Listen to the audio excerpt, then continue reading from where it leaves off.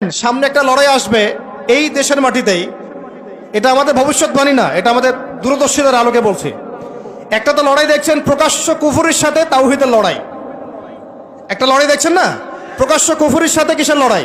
তাওহীদের। সামনে একটা লড়াই দেখবেন মডারেট ইসলামের সাথে প্রকৃত ইসলামের লড়াই।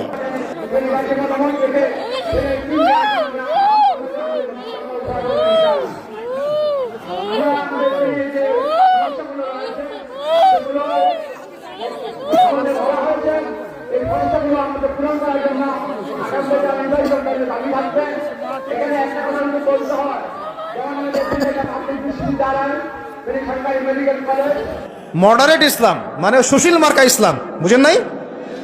সুশীল মার্কা পশ্চিমা আদলের এক ইসলাম, পশ্চিমাদের সন্তুষ্টি মানে সাধনকারী ইসলাম, এবং যে ইসলামটাকে ওরা প্রমোট করবে এর সাথে একটা লড়াই দেখা যাবে যারা নবী মুহাম্মদ সাল্লাল্লাহু আলাইহি ওয়াসাল্লাম এবং সাহাবীদের সেই সিরাতের আদলের ইসলাম মানে, এইটার সাথে একটা কনফ্লিক্ট সামনে দেখবেন, আপনারা দেখে নিয়েন ইনশাআল্লাহ। কারণ আমরা খুব গভীরভাবে অবজার্ভ করছি বিষয়গুলো, যে যারা এতদিন পর্যন্ত সুযোগ সন্ধানী ছিলেন তারা এখন মডারেট ইসলামের দীক্ষায় দীক্ষিত হচ্ছেন। এই ইসলাম দিয়ে আল্লাহর জমিনে দিন কায়েম হবে না। প্রথম যুক্ত হচ্ছে আমাদের চরমনের সাথে।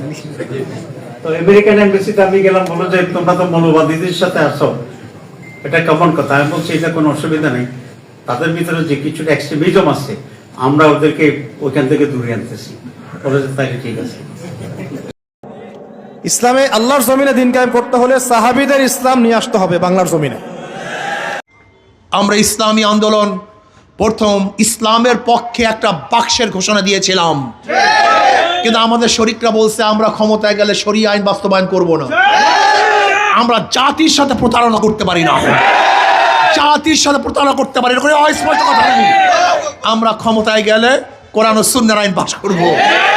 কোরআন ও সুন্নাহর আইন পাশ করার ভিত্তিতে মুসলমান, হিন্দু, বৌদ্ধ, খ্রিস্টান, জেলে, তাঁতি, মজুর, কুলি, পুরুষ, মহিলা সবার অধিকারকে বাস্তবায়ন করবে ইনশাআল্লাহ।